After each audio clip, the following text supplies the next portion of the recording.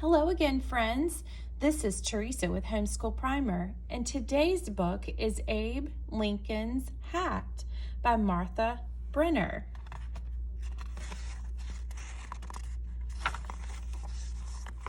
Abe Lincoln didn't have much money, but when he became a lawyer, he wanted to look his best. He bought a long black coat and a tall black hat. Every day, Abe wore his hat to his new job. People noticed the tall man in the tall hat. He was friendly to everyone. When they needed a lawyer, they remembered him. Abe lived in Illinois. His state was mostly wilderness. Then more and more settlers came. They built houses and farms and new towns. Sometimes they didn't get along. They argued over land and animals and money.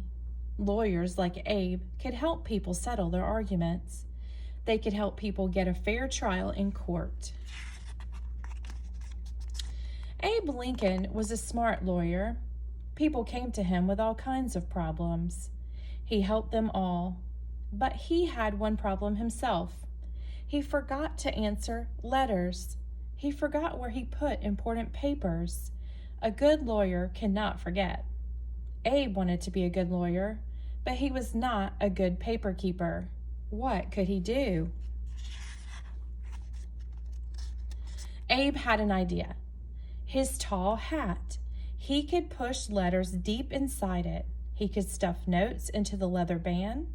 When he took off his hat, the papers would remind him what he had to do. The idea worked most of the time. One day, some boys played a trick on Abe.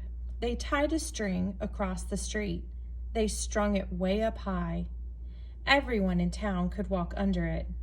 Everyone except Abe. When Abe walked down the street, the string knocked off his hat. Papers flew everywhere. He bent over to pick them up. The boys ran out of hiding. They jumped all over him. Abe laughed. He was not mad at the boys. He liked a good joke, but the trick did not stop him from carrying papers in his hat. Once a lawyer sent Abe a letter. Abe stuck it in his hat. The next day, Abe bought a new hat. He put away his old one. Weeks later, the lawyer wrote again. "Why didn't you answer my letter?" Then Abe remembered. The letter was still in his old hat. Many towns in Illinois had no lawyers or no judges. So every spring and fall, a judge and some lawyers traveled from town to town. Abe went too. He packed his hat with papers, his checkbook, and a handkerchief. At the head of the parade of lawyers rode the judge. No one could miss him. He weighed over 300 pounds. 2 horses pulled his buggy. Abe's horse was skinny and slow. His name was Old Buck.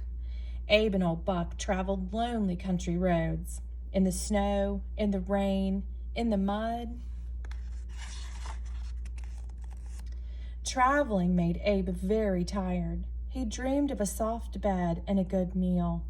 But the lawyers had to stay at poor country inns.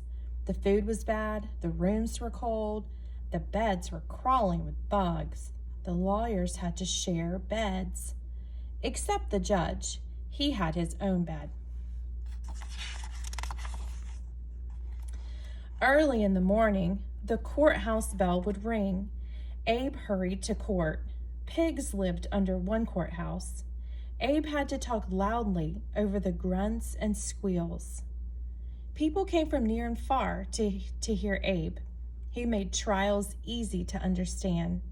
He told jokes and stories. People said he could make a cat laugh. Once, Abe whispered a joke to another lawyer. The lawyer laughed out loud. "Quiet," the judge yelled.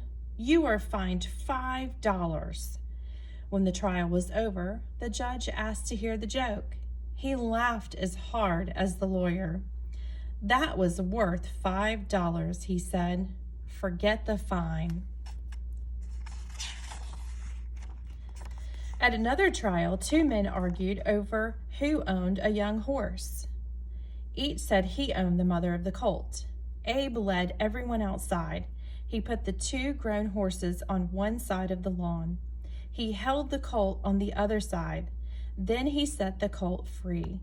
It headed straight to its real mother. One day, Abe got a letter. It was from Hannah Armstrong. Years before, Abe had lived with her family. Mrs. Armstrong cooked for Abe. She sewed up the holes in his pants. Now she begged Abe for help. Her son Duff was in jail for murder. Abe did not stick this letter in his hat. He wrote back right away, "Of course I'll help you." Duff had been in a big fight. It was very dark, but a man said he saw Duff kill someone. Duff said he did not do it. Abe believed Duff, but how could he prove that the man was wrong or lying?